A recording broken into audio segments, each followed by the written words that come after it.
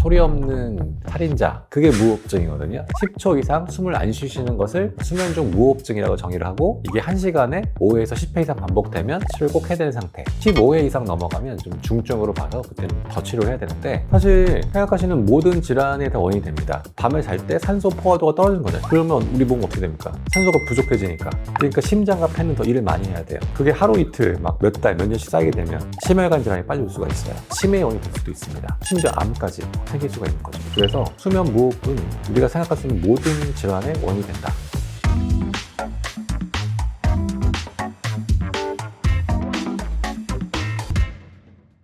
여러분 안녕하세요. 다시 뵙게 돼서 반갑습니다. 건강하고 아름다운 코에 대해서 이야기하고 있는 박치열 원장의 코멘터리입니다. 네, 안녕하세요, 네. 원장님. 사실 제가 최근에 좀 무서운 기사를 하나 봤는데 수면 무호흡, 코골이 때문에 죽을지도 모른다. 그리고 치매부터 비만, 합병증, 암까지 수면 무호흡증이 정말 무섭더라고요. 맞습니다. 네, 수면 무호흡증은 진짜 소리 없는 살인자 타이틀이 있잖아요. 굉장히 심각하고 중요한 질환이긴 하죠. 오늘 그래서 수면 무호흡증 얘기하는 건가요? 맞습니다. 아, 네네. 원장님, 수면 무호흡증이 정확히 어떤 건가요? 사실 코골이는 다들 다 아시는데 무호흡증에 대해서는 잘 모르시는 분들이 많은데, 쉽게 얘기해서 잘 때 숨을 안 쉬는 겁니다. 숨을 갑자기 골다가 하고 안 쉬다가 갑자기 이렇게 쉬시는 분 있잖아요. 그게 무호흡증이거든요. 무호흡의 정확한 기준은 사실 숨을 안 쉬는 건 누구나 있을 수 있는데, 그게 10초 이상 숨을 안 쉬시는 거를 무호흡증이라고 하고요. 그리고 그것이 1시간에 최소 5회 이상 반복될 경우에는 병적으로 봐야 된다. 10회가 넘어가면 이건 무조건 치료를 해야 되는 상태다. 이렇게 보통 정의를 하고 있습니다. 그래서 10초 이상 숨을 안 쉬시는 것을 수면 중 무호흡증이라고 정의를 하고, 이게 1시간에 5회에서 10회 이상 반복되면 치료를 꼭 해야 되는 상태. 15회 이상 넘어가면 좀 중증으로 봐서 그때는 더 치료를 해야 되는데, 보통 제가 수면 검사를 해보면 10초 이상 숨을 안 쉬는 거잖아요. 딱 10초가 아니고 좀 심하신 분들은, 최근에 어떤 유명 셰프분이 이제 수면 검사를 하셨는데 수면 무호흡 시간이 최장 104초를 숨 안 쉬더라고요. 104초를. 우리가 깨어있을 때도 한 100초 숨 참아보세요 하면 사실 쉽지 않잖아요. 근데 주무실 때는 100초 이상 숨을 안 쉬시는 구간이 수시로 나오셔가지고 좀 놀랐어요. 그래서 그게 숨을 안 쉬면 사실 죽잖아요. 산소 포화도가 20%까지 떨어졌어요. 20%까지. 그러면 진짜 심장이 언제 멎어도 이상하지 않을 정도의 위급한 상황이신데, 그래서 그분이 딱 들어오실 때부터 일단 얼굴색이 안 좋아. 사실 제가 무호흡증 있으신 분들은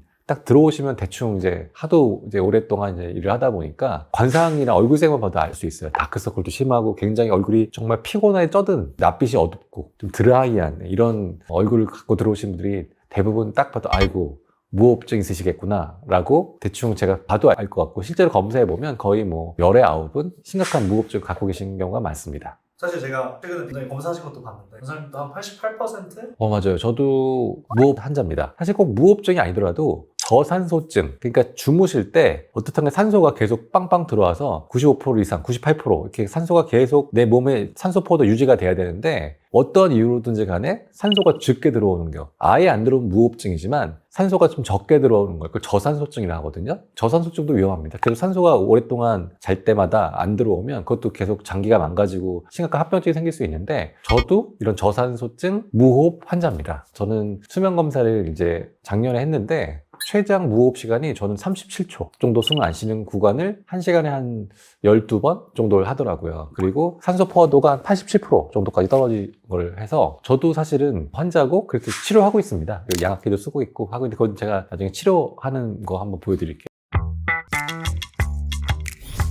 크게 수면 무호흡증의 원인은 두 가지 날 수 있는데, 센트럴 타입과 그 다음에 폐쇄성 무호흡 이렇게 나눌 수 있는데, 대부분 폐쇄성, 쉽게 얘기해서 이 숨길이 막히는 거죠. 숨길이 코 입구부터 가슴 폐까지 들어간 이 숨길이 좁아져서, 특히 기도가 좁아지면 좁은 기도를 공기가 억지로 밀고 들어갈 때 이 점막을 떨게 하는 소리가 코골이거든요.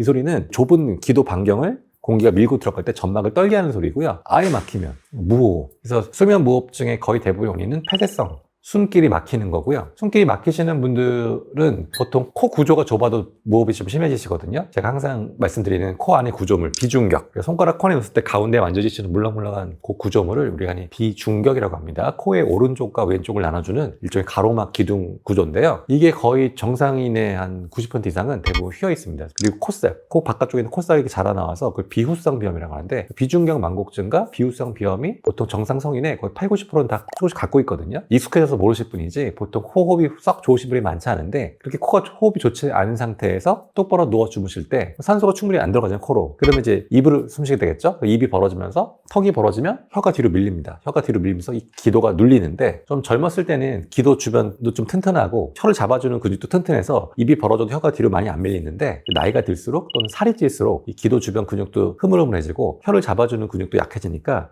입이 벌어지면 혀가 더 많이 밀리고 그래서 기도가 더 눌리거든요. 그래서 기도가 눌리면서 코골이도 악화되고 심하면 이제 무호흡이 악화되는 그런 폐쇄성 수면 무호흡이 거의 대부분이다. 중추신경계 문제로 숨을 안 쉬시는 문제도 있는데 이건 좀 다른 좀 더 전문적인 영역이라서 그게 많지 않고 그건 오늘은 다루지 않고 주로 폐쇄성 수면 무호흡에 대해서 다루도록 하겠습니다. 수면 무호흡증의 원인은 수면 중에 이 숨길이 좁아져서 막 숨을 못 쉬는 거잖아요. 좁아지는 이유가 너무 많죠. 그러니까 뭐 유전적인 원인. 당연히 이제 부모님의 체형을 그대로 따라가는 경우도 많으니까 부모님이 선천적으로 기도가 이렇게 눌리는 구조를 갖고 계신 분들은 자제분들도 거의 비슷한 구조를 갖고 태어나시기 때문에 유전적으로 이 해부학적인 구조가 비슷한 경우에는 부모님이 코골이 무호흡이 심하시면 자제분도 심할 경우가 높습니다. 거기다가 비만, 살이 찔수록 기도 주변 근육이 이완되고 늘어지고 그리고 비만 세포가 이 기도 주변에 쌓이면서 기도가 자꾸 점점 좁아지거든요. 좁아질수록 숨을 더 크게 쉬어야 되니까 더 쉬게 되거든요. 그래서 음압이 걸리면서 기도가 더 확 좁아지고 또 악화되고 그래서 살이 찌실수록 또 코골이 무호흡이 더 악화되는 수밖에 없거든요. 그리고 음주하실 때 되게 또 심해지는 이유가 술을 드시면 근육이 이완되거든요. 근육이 늘어지면서 똑바로 누웠을 때 혀가 더 뒤로 밀리고 기도가 더 눌립니다. 그리고 또 나이가 들수록 아까 말씀 똑같은 이유로 기도 주변 근육이 이완되면서 또 눌리고 수면 무호흡증의 원인들은 여러 가지가 있는데 지금 생각하시는 그런 원인들 다 해당이 돼요. 사실 저희가 이전에 인생을 바꾸는 호흡 이런 데서도 얘기했지만 진짜 호흡이 너무 중요하잖아요. 그래서 이 밤에 수면 무호흡증, 그 코골이 때문에 저도 찾아보면서 정말 놀랄 정도로 정말 치매부터 암부터 그렇죠. 사실 생각하시는 모든 질환에 다 원인이 됩니다. 밤에 잘 때 산소 포화도가 떨어지는 거죠. 쉽게 얘기해서 원래 우리가 잠을 7시간, 8시간 이상 자야 되는 이유가 자면서 세포가 그 사이에 충분히 쉬고 영양분을 받고 산소를 충분히 쐬서 몸속에 쌓인 독소도 빼고 충분히 쉬어서 다음날 준비할 몸을 만들어야 되는데 오히려 주무시는 동안에 산소가 적게 들어오는 거잖아요. 그러면 우리 몸은 어떻게 됩니까? 산소가 부족해지니까. 그러니까 심장과 폐는 더 일을 많이 해야 돼요. 더 빨리 떠야 됩니다. 일을 더 많이 하면서 몸에 부족한 산소를 피를 한 번이라도 더 빨리빨리 돌리면서 산소를 먹으면 피를 보내줘야 되는데 그게 하루 이틀 막 몇 달, 몇 년씩 쌓이게 되면 그럼 심장과 폐는 금방 지치게 되고 점점 기능을 잃게 됩니다. 그래서 심혈관 질환이 빨리 올 수가 있어요. 그리고 뇌가 지속적으로 계속 산소를 못 받게 되니까 뇌의 인지 기능도 떨어지고 뇌 기능 자체가 떨어지니까 치매의 원인이 될 수도 있습니다. 그리고 몸 각종 장기들도 계속해서 산소가 충분히 들어오지 않으니까 몸에서 필요한 산소가 없으면 그만큼 일을 못 하잖아요. 장기의 기능이 점점 떨어집니다. 그러면서 우리가 흔히 알 수 있는 어떤 만성 질환들 그리고 심지어 암까지 생길 수가 있는 거죠. 그래서 수면 무호흡은 우리가 생각할 수 있는 모든 질환의 원인이 된다. 그리고 생각보다 심각하다. 그래서 꼭 고쳐야 한다라고 다시 한번 강조를 합니다. 그런 얘기도 있더라고요. 불안도라든지 집중력 이런 거에도 그럼요. 뇌에 산소가 충분히 들어가지 않으니까 뇌의 인지기능이 떨어지고 뇌의 기능이 떨어지고 또 그것도 있죠. 밤에 무호흡증이 심하면 우리 뇌가 우리 주인님이 돌아가시면 안 되잖아요. 그래서 계속 각성 상태를 유지해요. 그래서 자꾸 깨요. 깊이 못 주무시고 자주 깨시는 분들이 오시면 그 원인 중에 상당히 많은 부분이 무호흡증인 경우가 많아요. 나는 원래 예민해. 원래 잠을 못 자. 원래 우울증이 있어. 이렇게 하실 수도 있는데 무호흡증이 심하면 우리 뇌가 깊이 못 자요. 자다가 우리 주인님 산소포도 떨어지는데 얘가 캐치를 못하고 있다가 그래서 술 드신 날 위험한 거예요. 술을 너무 많이 드셔서 뇌가 완전히 기절해버리면 산소포도가 떨어져도 얘가 깨질 못해요. 그럼 돌아가시는 급사할 수가 있어요. 그래서 무호흡증이 만성적이신 분들은 보통 깊이 못 자고 뇌가 각성 상태를 유지하게 되는데 그리고 깊이 못 자니까 다음날 얼마나 피곤해요. 만성 피로의 원인이 되고 그리고 뇌도 충분히 못 쉬니까 더 예민해지죠. 그렇게 몇 달 며칠 지나다 보면 뇌의 기능이 점점 떨어져요. 아까 말씀드린 어르신들 치매 원인이 되기도 하고 그렇습니다. 진짜 제가 레지던트 때 갑자기 기억나는데 코골이 무호흡 심하셔서 이제 수술 받으러 입원하셨거든요. 그래서 내일 수술 예정이야. 근데 그 전날 밤에 돌아가셨어. 정말 깜짝 놀랐던 기억이 있는데 그러니까 갑자기 급사하실 수 있어요. 생각해보세요. 산소가 몸에 안 들어와. 보통 산소 포화도가 한 75% 이하로 내려가면 심장이 언제든지 멎을 수가 있어요. 부정맥도 생길 수가 있고. 그래서 제가 수면 검사가 중요하다고 하는 이유가 수면 검사를 했을 때 이게 산소 포화도가 평균 계속 80% 밑으로 막 유지되는 분이 있거든요. 막 75%, 70%, 뭐 심한 분들은 60%. 그러면 진짜 큰일 나요. 진짜 돌아가실 수가 있어요. 이건 정말 제가 구독자분 겁주는 게 아니고 산소 포화도 그렇게 떨어지면 심장 심장이 언제든지 멎을 가능성이 있기 때문에 경각심을 가져야 됩니다. 계속 그 상태가 오래 유지되면 뭐 다른 장기도 망가지고 각종 만성 질환이라든지 암, 치매의 원인이 되는 것도 있지만 그거 말고 그냥 너무 숨 못 쉬면 돌연사의 원인이 되는 것도 있습니다. 또 기억이 나는 환자분은 이제 젊은 이제 어린 친구인데 코 막혀서 왔는데 코가 너무 막히면 아까 말씀드린 잠도 못 자잖아요. 깊이 못 자고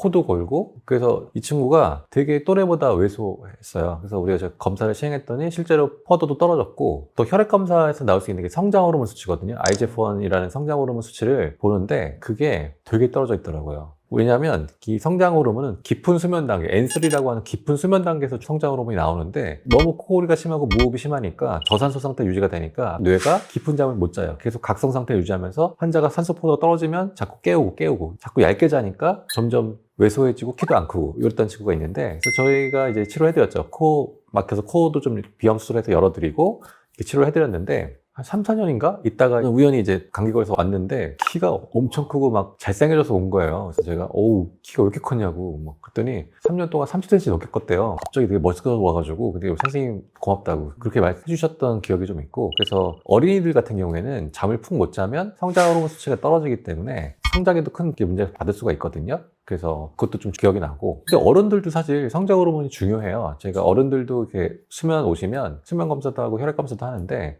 보통 깊이 못 주무시는 분들은 성장 호르몬치가 다 떨어져 있는데 성장 호르몬은 나이가 들었을 때도 이 근골격을 유지해주고 면역력에 큰 도움을 주기 때문에 그게 떨어져 있으면 운동을 해도 근육이 안 붙고 그래서 면역 상태가 떨어져서 각종 염증이나 이런 질병에 취약하게 되는데 그래서 이게 잠을 잘 주무시게 되면 성장 호르몬치도 같이 올라갑니다. 같이 올라가서 몸이 건강해지는 데 도움이 많이 돼요. 잠을 잘 주무시면 사실 그거 말고도 몸에 어떤 안 좋은 수치들이 되게 획기적으로 개선되는 걸 많이 느껴요. 가령 저희가 이명 클리닉도 저희가 하고 있는데 이명 치료에서도 제가 제일 중요하게 여기는 것 중에 하나가 질 좋은 잠이거든요. 잠을 못 주무시는 분들이 아까 말씀드렸듯이 뇌가 각성되면서 뇌가 예민해지면서 이명길이 열리면서 이명을 심하게 느끼시는 분도 있어서 이명 치료의 핵심 중에 하나가 또 잠 잘 자게 하는 거.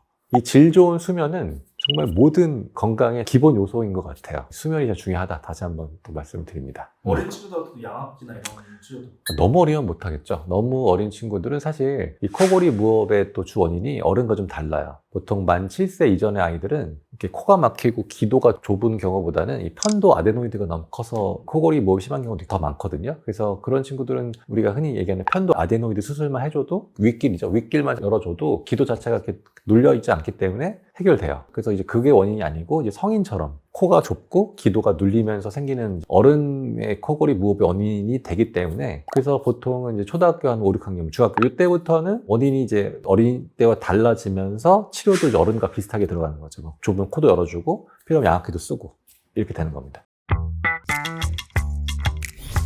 이제 민간요법부터 시작해서 정말 다양한 도움이 되는 치료법들이 있지만 사실 꾸준히 하기가 쉽지가 않거든요. 특히 그 혀를 잡아주는 근육이 있는데 그 근육이 늘어지면 혀가 뒤로 밀리니까 되게 눌려서 목 안쪽에 근육을 강화시켜주는 운동 같은 게 저도 가끔 이렇게 인스타나 이렇게 SNS 보면 뜨더라고요. 근데 그걸 매일 꾸준히 하기가 쉽지가 않을 것 같고 사실 치료는 아주 심플합니다. 전체 숨길을 잘 열어주면 돼요. 끝!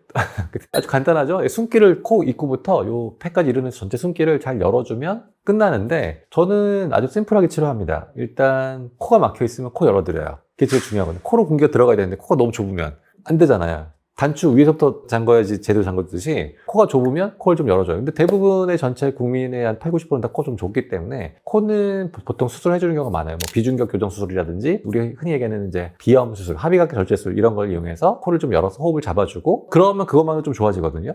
그 상태에서 계속 못 자면 코골이가 있으시면 그 다음 단계는 저는 보통 더 이상 수술은 권하지 않아요. 저희 병원은 편도도 떼고 뭐 혀도 뽑고 뭐 이렇게 막 턱도 막 자르고 목젖 자르고 뭐 뼈 주변 게 연구개 좀 잘라주고 되게 무시무시한 수술도 좀 있는데 저는 사실 그런 목 수술은 별로 권하진 않고요. 그냥 코 열어주고 그래도 무호흡 심하시면 바로 이제 양압기 뭐 또는 마우스피스 같은 수면 보조기구 이렇게 하시면 거의 끝나요. 그래서 코 열어주고 안 되면 양압기 뭐 이렇게 보통 제가 심플하게 하고 있고 제가 해보면 가장 안 고생하고 가장 경제적이고 시간 낭비하지 않고 하는 치료 같아요.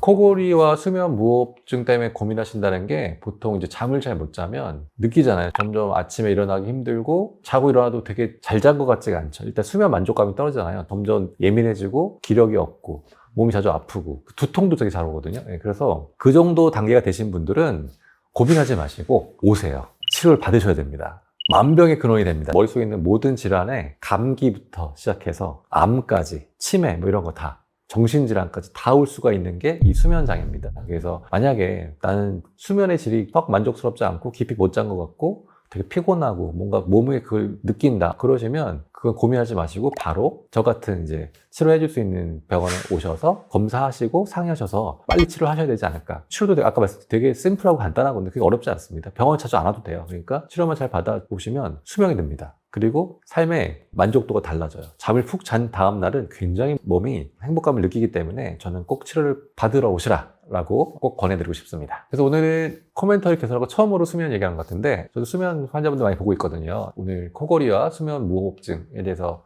파트 1을 해봤는데 이제 보통 원인이 뭐고 어떻게 불편하신지 얘기해봤고요. 이제 파트 2를 다시 찍게 되면 그 다음에 이제 어떻게 치료할 것인지는 조금 더 자세한 설명을 드리도록 하겠습니다. 지금까지 건강하고 아름다운 코에 대해서 이야기하고 있는 박철 원장의 코멘터리였습니다. 여러분 시청해주셔서 너무 감사드립니다. 또 뵙도록 하겠습니다.